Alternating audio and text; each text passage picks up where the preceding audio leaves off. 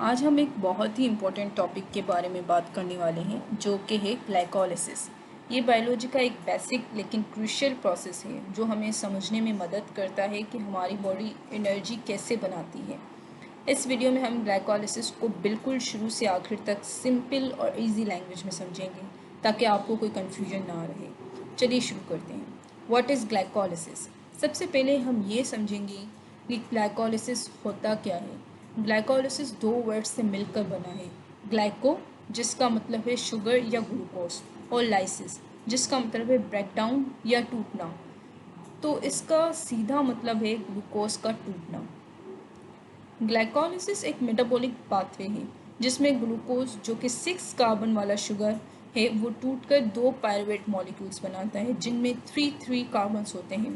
Pyruvate में 3 carbons होते हैं। इस प्रोसेस के दौरान ATP energy currency of the cell और एनएडीएच मॉलिक्यूल्स भी बनते हैं। ये प्रोसेस सेल के साइटोप्लाज्म में होता है और इसके लिए ऑक्सीजन की ज़रूरत नहीं होती, इसलिए इसको एनारोबिक प्रोसेस भी कहा जाता है। इस प्रोसेस को एम्डन मायरहोफ बर्नस पाथवे भी कहते हैं, उन साइंटिस्ट के नाम पर जिन्होंने इसको डिस्कवर किया था।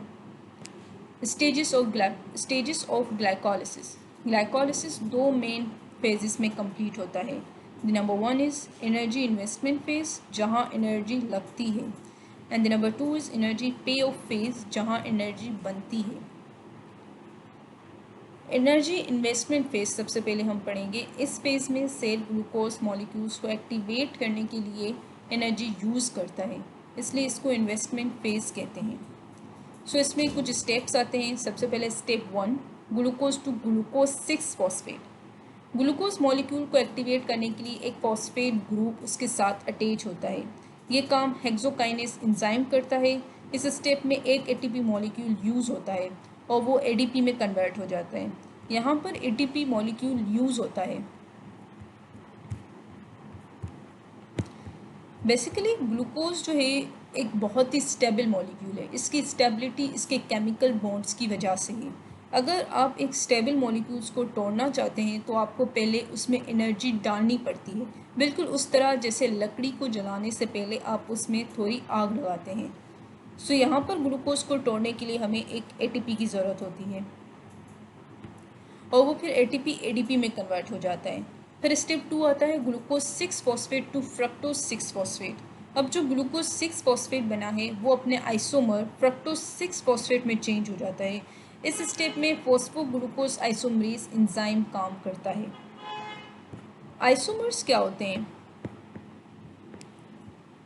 आइसोमर्स वो मॉलिक्यूल होते हैं जिनका केमिकल फॉर्मूला तो एक जैसा होता है लेकिन उनका स्ट्रक्चर अरेंजमेंट अलग होता है, जिसकी वजह से उनकी प्रॉपर्टीज़ भी थोड़ी मुख्तलिफ होती हैं। सो ग्लूकोज और फ्रक्टोज दोनों के पास 6 कार्बन मॉलिक्यूल्स होते हैं।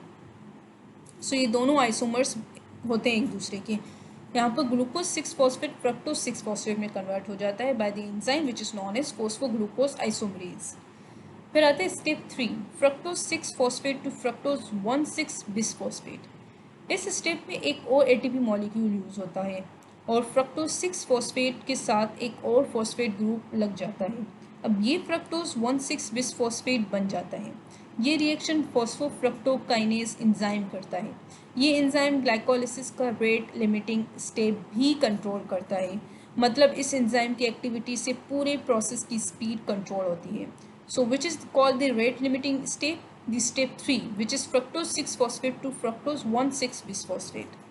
फिर आता है step 4, cleavage to fructose 1,6 bisphosphate. इस स्टेप में फ्रक्टोज 1,6 बिसफॉस्फेट जो कि 6 कार्बन वाला मॉलिक्यूल है टूटकर दो 3 कार्बन मॉलिक्यूल्स बनाता है, डाईहाइड्रोक्सी एसीटोन फॉस्फेट DHAP और ग्लाइसरल्डिहाइड 3 फॉस्फेट G3P। ये काम एल्डोलेज एंजाइम करता है। फिर step 5, interconversion of the 3 carbon molecules. अब जो दो मॉलिक्यूल्स बने हैं उनमें से सिर्फ ग्लाइसरल्डिहाइड 3 फॉस्फेट G3P ही अगले स्टेप में यूज़ हो सकता है, इसलिए डाईहाइड्रोक्सी एसीटोन फॉस्फेट भी ग्लाइसरल्डिहाइड 3 फॉस्फेट में कन्वर्ट हो जाता है। ये काम ट्रायोस फॉस्फेट आइसोमरेज एंजाइम करता है। तो अब हमारे पास दो ग्लाइसरल्डिहाइड फॉस्फेट का मॉलिक्यूल्स हैं जिनसे आगे का प्रोसेस होगा। The next phase is energy payoff phase. इस फेज में दो ग्लाइसरॉल्डिहाइड 3 फॉस्फेट मॉलिक्यूल से एनर्जी यानी एटीपी और NADH हासिल की जाती है, इसलिए इसको पे ऑफ फेज कहते हैं। Pay off phase starting from the step 6 glyceraldehyde 3 phosphate to 1,3 bisphosphoglycerate. इस स्टेप में ग्लाइसरॉल्डिहाइड 3 फॉस्फेट ऑक्सीडाइज होता है और एक इनऑर्गेनिक फॉस्फेट उसके साथ अटैच हो जाता है, जिससे 1,3 बिसफॉस्फोग्लाइसरेट बनता है। इस प्रोसेस में एक NAD+ मॉलिक्यूल्स रिड्यूस होकर NADH बनाता है। इस रिएक्शन को ग्लाइसरॉल्डिहाइड 3 फॉस्फेट डिहाइड्रोजिनेज एंजाइम कैटालाइज करता है। फिर आते हैं स्टेप 7 1,3 बिसफॉस्फोग्लाइसरेट टू 3 फॉस्फोग्लाइसरेट। अब जो 1,3 बिसफॉस्फोग्लाइसरेट बना है उससे एक फॉस्फेट ग्रुप उतार कर एक ADP मॉलिक्यूल्स को दे दिया जाता है और वो ATP बन जाता है।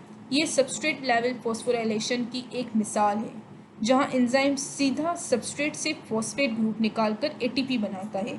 इस स्टेप को फॉस्फोग्लाइसरेट काइनेज एंजाइम कैटालाइज करता है। फिर आते हैं स्टेप 3 फॉस्फोग्लाइसरेट टू 2 फॉस्फोग्लाइसरेट। इस स्टेप में 3 फॉस्फोग्लाइसरेट में से फॉस्फेट ग्रुप अपनी पोजीशन बदलकर कार्बन 3 से कार्बन 2 पे चला जाता है। ये काम फॉस्फोग्लाइसरेट म्यूटेज एंजाइम करता है। Then step 9 2 phosphoglycerate to phosphoenol pyruvate. 2 phosphoglycerate से एक वाटर मॉलिक्यूल निकाल दिया जाता है और वो high energy molecule phosphoenol pyruvate बन जाता है, PEP। ये काम इनोलेज एंजाइम करता है। स्टेप 10 में हम देखेंगे कि PEP टू पायरुवेट, ये ग्लाइकोलिसिस का आखिरी स्टेप है। फॉस्फोइनोल पायरुवेट से हाई एनर्जी फॉस्फेट ग्रुप उतार कर एक ADP मॉलिक्यूल को दे दिया जाता है और वो ATP बन जाता है। ये भी सबस्ट्रेट लेवल फॉस्फोराइलेशन की एक मिसाल है। इसके बाद जो बचा वो पायरुवेट कहलाता है। इस स्टेप को पायरुवेट काइनेज एंजाइम कैटालाइज करता है। Now we see net energy yield of glycolysis. चलिए अब हम देखते हैं कि इस पूरे प्रोसेस में हमारी नेट एनर्जी इनकम क्या रही। तो ATP यूज जो होते हैं वो टोटल 2 ATP यूज़ होते हैं। कहाँ कहाँ यूज़ होते हैं? एक स्टेप 1 में यूज़ होता है और एक स्टेप 3 में यूज़ होता है। स्टेप 1 में ग्लूकोज को ग्लूकोज 6 फॉस्फेट में तब्दील करने के लिए एक ATP मॉलिक्यूल इस्तेमाल होता है। फिर स्टेप 3 में फ्रक्टोज 6 फॉस्फेट को फ्रक्टोज 1,6 बिसफॉस्फेट बनाने के लिए एक और ATP मॉलिक्यूल यूज़ होते हैं। ओके, देन ATP प्रोड्यूस कितने होते हैं? 4 ATP हमें प्रोड्यूस होते हैं। कहाँ कहाँ? Step 7 and then step 10। Step 7 में जब 1,3 बिसफॉस्फोग्लाइसरेट 3 फॉस्फोग्लाइसरेट में तब्दील होता है तो हर मॉलिक्यूल से एक ATP बनता है, क्योंकि 2 GDP मॉलिक्यूल से प्रोसेस आगे बढ़ रहा है। इस स्टेप में 2 ATP मॉलिक्यूल्स बनते हैं। 1 ATP को हम मल्टीप्लाई कर देंगे 2 मॉलिक्यूल से तो 2 ATP बन जाते हैं, और दूसरे 2 ATP हमें स्टेप 10 में बनते हैं। जब फॉस्फोइनोल पायरुवेट PEP पायरुवेट में कन्वर्ट होता है तो हर मॉलिक्यूल से एक ATP बनता है। इस स्टेप में भी 2 ATP मॉलिक्यूल्स बनते हैं। 1 ATP को हम मल्टीप्लाई कर देंगे 2 मॉलिक्यूल से तो हमें 2 ATP मिल जाते हैं। फिर हमें NADH प्रोड्यूस होता है, 2 NADH हमें प्रोड्यूस होते हैं। स्टेप 6 में ग्लाइसरॉल्डिहाइड 3 फॉस्फेट से 1,3 बिसफॉस्फोग्लाइसरेट बनते वक्त एक NAD+ जो है एक NAD+ NADH में तब्दील होता है, क्योंकि इस फेज में 2 G3P मॉलिक्यूल्स हैं, इसलिए 2 NADH मॉलिक्यूल्स बनते हैं। इसको भी हम 1 NADH को 2 मॉलिक्यूल से मल्टीप्लाई कर देंगे तो हमें 2 NADH मिल जाते हैं। पायरुवेट प्रोड्यूस कितना होता है? 2 पायरुवेट हमें प्रोड्यूस होते हैं टोटल। कहाँ? स्टेप 10 में। आखिर में एक ग्लूकोज मॉलिक्यूल से 2 पायरुवेट मॉलिक्यूल्स बनते हैं। सो नेट गेन कैलकुलेशन अगर हम करें तो इस सब के हिसाब लगाकर हम देखते हैं नेट ATP गेन कितने हुए। 4 ATP प्रोड्यूस होते हैं, 2 ATP यूज्ड होते हैं, तो हम इन दोनों को माइनस कर देंगे तो हमें 2 ATP मिलते हैं। NADH गेन कितने होते हैं? 2 NADH हमें गेन होते हैं। नेट पायरुवेट कितने गेन होते हैं? 2 नेट पायरुवेट्स हमें गेन होते हैं। तो ये याद होना चाहिए कि 2 ATP नेट ATP मिलती है हमें, 2 NADH नेट NADH गेन होते हैं हमें, और नेट पायरुवेट गेन जो होता है वो हमें 2 पायरुवेट होते हैं। So this is all about the glycolysis. अब ग्लाइकोलिसिस का पूरा प्रोसेस एक नज़र में देखने के लिए मैंने आपके लिए ये चार्ट वीडियो के आखिर में लगाई है। चलिए इसको एक बार जल्दी से रिवाइज कर लेते हैं।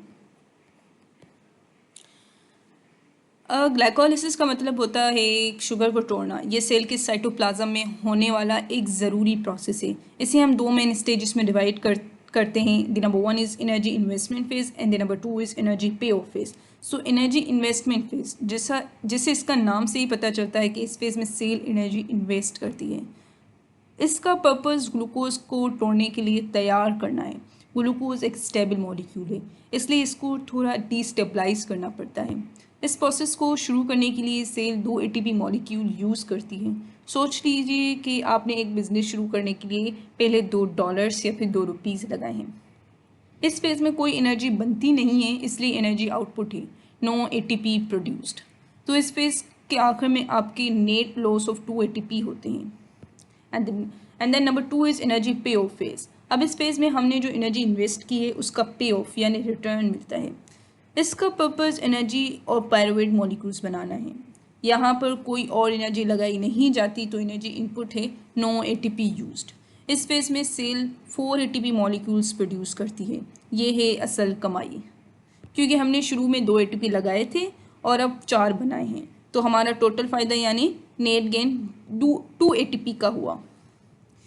इस स्टेज में 2 NADH मॉलिक्यूल्स भी बनते हैं जो आगे चल के और ज़्यादा एनर्जी बनाने में मदद करते हैं। और आखिर में जो 6 कार्बन ग्लूकोज मॉलिक्यूल था वो टूटकर 2 3 कार्बन पायरुवेट मॉलिक्यूल्स में बदल जाता है। तो स्टूडेंट, सिंपल वर्ड्स में ग्लाइकोलिसिस एक ऐसा प्रोसेस है जिसमें हम 2 ATP लगाते हैं और आखिर में नेट 2 ATP और 2 पायरुवेट मॉलिक्यूल्स बनाते हैं। अगर आपको ये लेक्चर पसंद आया और आपको सब कुछ क्लियर हो गया है तो इस वीडियो को लाइक और शेयर ज़रूर करें। Thank you so much.